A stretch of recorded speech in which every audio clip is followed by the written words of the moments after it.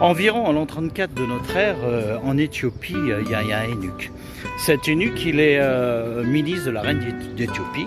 Et là, quand il est au palais, il écoute des choses qui se passent à Jérusalem. Un grand bouleversement, qui a un grand tumulte au nom de Dieu. Et lui, c'est un homme qui aime Dieu profondément, donc il est intercepté par toutes ces choses qui se passent à Jérusalem, et son cœur aurait un vivement désir d'y aller et de se rendre compte par lui-même de tout ce qui peut se passer.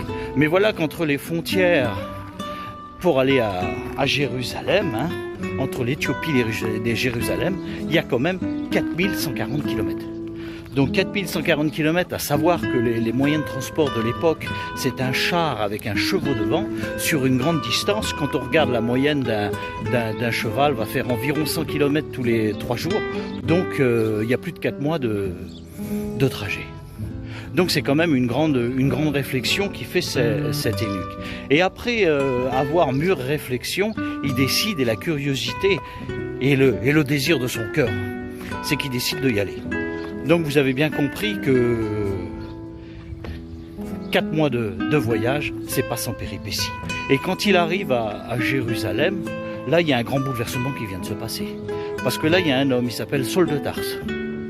Et cet homme est dans tout Jérusalem en train de persécuter les chrétiens, de les arrêter, de les mettre en prison.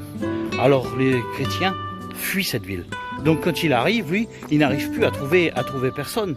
Qu'est-ce que c'est de ces explications? Qu'est-ce que c'est de ce bouleversement? Qu'est-ce que c'est de ce nouveau Dieu qu'on nous apporte dans ce pays? Pas de réponse. Donc c'est un homme qui aime profondément Dieu de tout son cœur, donc il est un petit peu bouleversé par tout ce qui s'est passé. Il aurait bien, après tout ce trajet, avoir des réponses, mais il ne les a pas eues.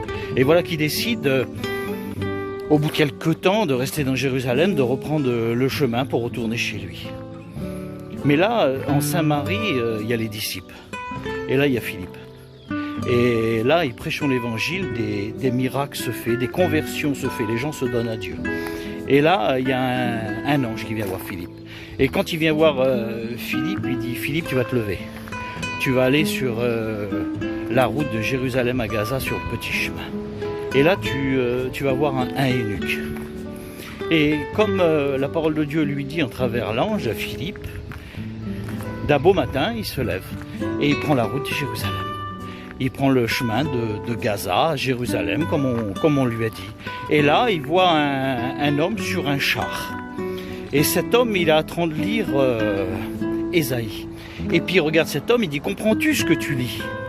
Cet homme, il dit « Si personne ne me l'explique, comment veux-tu que moi je comprenne? Mais si tu veux me l'expliquer, tu montes à l'intérieur de mon char. » Et Philippe monte à l'intérieur du char.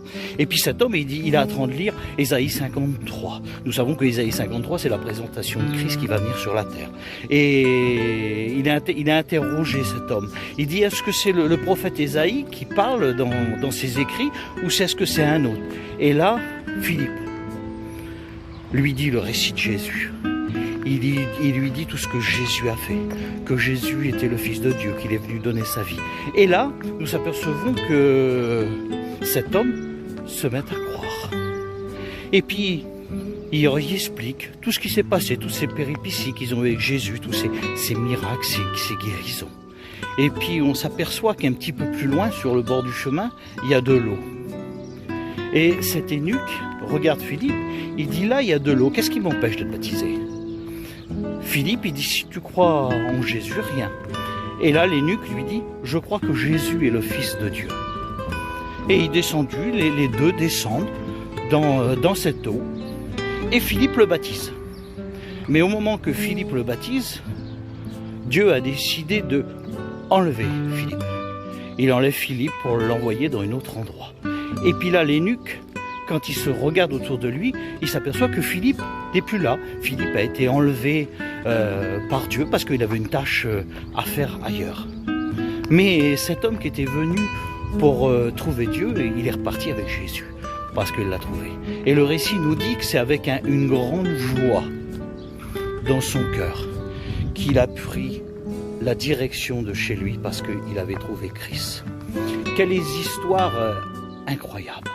Et pourtant, ces histoires incroyables, ces histoires qu'ils ont été vécues. Si tu veux t'interroger, si tu veux regarder un petit peu plus profondément, tu regardes dans la Bible.